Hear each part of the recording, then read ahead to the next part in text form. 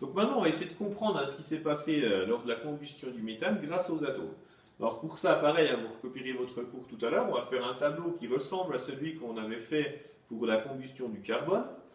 Donc déjà, la combustion du méthane, c'est une transformation chimique. On la représente par la réaction chimique. Alors je vous rappelle, la réaction chimique, on écrit ce qui réagit et ce qui se forme en français. Donc là, on va mettre méthane plus le dioxygène de l'air. Le méthane, il brûle grâce au dioxygène de l'air. Et ça forme donc du dioxyde de carbone, puisque l'autre chose est troublée, et de l'eau, puisque le tube à essai est recouvert de buée. Donc ça, c'est écrit à la réaction chimique. Maintenant, quand on parle d'équation de la réaction, on va essayer de comprendre exactement comment les atomes ont réagi ensemble pour pouvoir former du dioxyde de carbone et de l'eau. Donc si je dessine déjà le méthane, donc le méthane, ça vous ne connaissez pas sa formule, c'est CH4. Pourquoi? Donc il y a un atome de carbone et puis il y a 4 atomes d'hydrogène. Donc si je vous le montre avec des billes colorées, ça donne ça. Donc on a ici le carbone au centre et 4 atomes d'hydrogène sur les côtés. Donc après le dioxygène, par contre, vous connaissez. Donc le dioxygène, c'est fait de 2 atomes d'oxygène accrochés. Donc ça doit former du dioxyde de carbone. Pareil, ça vous connaissez bien, un atome de carbone entouré de 2 atomes d'oxygène et de l'eau. Même chose, la formule de l'eau, vous la connaissez, H2O, donc 2 atomes d'hydrogène et un atome d'oxygène. Alors, est-ce que c'est possible de former, en partant du méthane et du dioxygène, à la fois le dioxyde de carbone et l'eau? Donc si je prends mes modèles, ici, donc si je pars du méthane et du dioxygène, s'ils réagissent ensemble, par exemple, on peut former le dioxyde de carbone.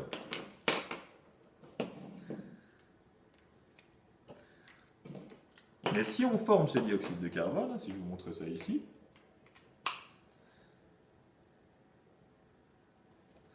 donc là je forme bien mon dioxyde de carbone, seulement est-ce que je peux former de l'eau après? Ben non, parce que si on regarde, il ne me reste plus que mes 4 billes blanches, mes 4 atomes d'hydrogène.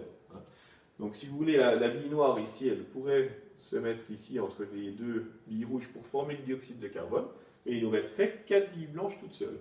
Donc on n'arriverait pas à former l'eau. A l'inverse, je peux essayer à partir de... Si je prends le méthane et le dioxygène et que je veux former de l'eau, ça je peux le faire. J'ai qu'à prendre en fait une bille rouge et 2 billes blanches ici, ça va bien me former une molécule d'eau. Puis avec la deuxième bille rouge et les 2 billes blanches qui restent, je peux reformer également une molécule d'eau. Donc je pourrais former 2 molécules d'eau. Par contre, il ne me resterait plus qu'un atome de carbone pour faire le dioxyde de carbone, ce qui est impossible. Il me manquerait justement de l'oxygène des billes rouges. Alors comment faire? Bien, la solution, je vous la donne. En fait, plutôt que de réagir avec une seule molécule de dioxygène, eh bien, le méthane, dans une chaudière, il va réagir à chaque fois avec 2 molécules de dioxygène. Donc, en réagissant avec 2 molécules de dioxygène, cette fois-ci, on peut bien former le dioxyde de carbone. Si la bille noire vient se mettre entre les 2 billes rouges, ça forme le dioxyde de carbone. Et il me reste les 4 billes blanches et encore 2 billes rouges. Et bien là, je peux bien former de l'eau. Et je ne vais pas former une seule molécule d'eau, du coup, puisqu'avec 4 atomes d'hydrogène et 2 atomes d'oxygène, je peux former 2 molécules d'eau. Voilà. Donc voilà ce qui se passe. En fait, il faut comprendre que des fois, il n'y a pas une seule molécule qui réagit avec une autre molécule. Ici, dans ce cas-là, il y a une molécule de méthane, elle va réagir avec 2 molécules de dioxygène. Et ça va former une molécule de dioxyde de carbone et 2 molécules d'eau. Donc si on passe avec les formules chimiques, ça va donner la chose suivante. Donc le méthane, c'est C, et puis 4 atomes d'hydrogène, donc ça fait CH petit 4. Plus, donc ici on n'a pas juste O2, mais on a 2 molécules de dioxygène, donc on note 2 O2. Ça nous forme donc le dioxyde de carbone CO2, plus ici, pareil, on a 2 molécules d'eau, donc plus 2 H2O. Donc dans votre cours, il faut savoir lire à une équation de la réaction qui est écrite comme ça. Donc si on avait à la lire, on dirait une molécule de métal réagit avec, pour le plus, deux molécules de dioxygène pour former une molécule de dioxyde de carbone et deux molécules d'eau. Alors vraiment, une chose importante dans toutes les réactions chimiques, dans toutes les transformations chimiques, ce n'est pas de la magie, ça veut dire que, si vous regardez bien, on doit toujours avoir le même nombre d'atomes du côté des réactifs et du côté des produits. Les atomes, ils vont juste changer de place et former une nouvelle molécule, mais ils sont là au début et ce sont les mêmes à la fin. Donc on va le vérifier, ça. Alors déjà, avec les billes colorées, c'est le plus simple et je vous expliquerai après avec les formules chimiques. Donc si on regarde ici, j'ai une bille noire là, du côté des réactifs, un atome de carbone. J'en retrouve un du côté des produits. Si on compte cette fois-ci les billes blanches, l'hydrogène, donc j'ai 4 atomes d'hydrogène de ce côté-là, et je retrouve 4 atomes d'hydrogène de ce côté-là. Donc jusque-là, j'ai le bon nombre d'atomes de carbone et le bon nombre d'atomes d'hydrogène. Il ne me reste plus qu'à compter les atomes d'oxygène. Donc si on les compte, ici on a 1, 2, 3, 4 atomes d'oxygène, et de l'autre côté, je retrouve 1, 2, 3, 4 atomes d'oxygène. À ce moment-là, on dit que l'équation de la réaction est bien ajustée. Et je répète, il faut absolument, dans une transformation chimique, avoir tout le temps les mêmes atomes en même nombre du côté des réactifs et du côté des produits. Ce qui se passe, c'est que les atomes ils vont changer de place pour former de nouvelles molécules. Alors si on regarde ici, si vous avez à compter les atomes avec l'équation de la réaction, vous comptez par exemple C, ça fait un atome de carbone. De l'autre côté, j'ai un C aussi, un atome de carbone. H petit 4, ça veut dire qu'il y a 4 atomes d'hydrogène du côté des réactifs. Si je compte les atomes d'hydrogène du côté des produits, eh bien ici j'en ai, dans H2O, j'en ai 2, H2. Mais comme on a mis 2 molécules d'eau, ça fait 2 fois 2, ça nous fait 4 atomes d'hydrogène.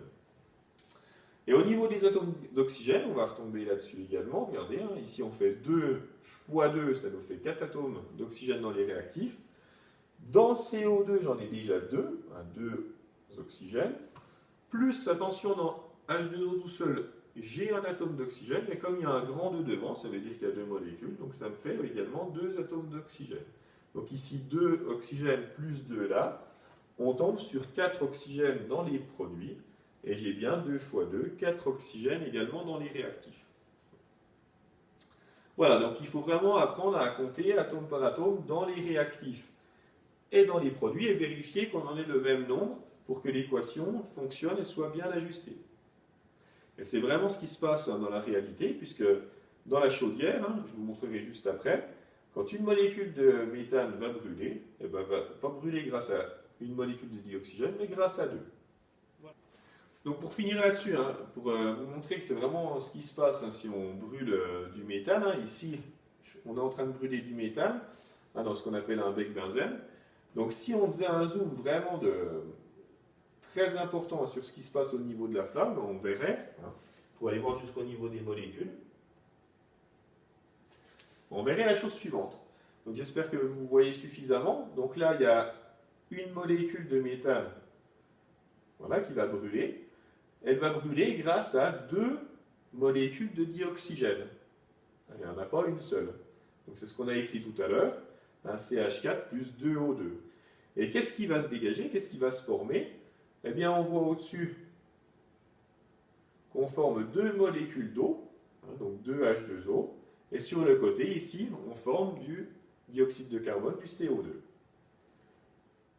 Donc, quand vous travaillez du coup sur une transformation chimique, il faut bien penser à écrire déjà les formules des réactifs et de ce qui se forme, des produits, et puis après voir si on a le bon nombre d'atomes de chaque côté, du côté des réactifs et des produits, il faut les compter. Et s'ils n'y sont pas, s'il n'y a pas le bon nombre d'atomes, eh bien on met justement plusieurs molécules du côté des réactifs ou du côté des produits, devant la formule. Par exemple, là on avait mis 2O2, pour au final qu'il y ait bien le même nombre d'atomes dans les réactifs et les produits. C'est ce qui se passe ici. Donc vous allez faire des exercices là-dessus pour vous entraîner. Et puis n'hésitez pas à me poser des questions sur le fil de discussion de votre classe. Et bonne journée.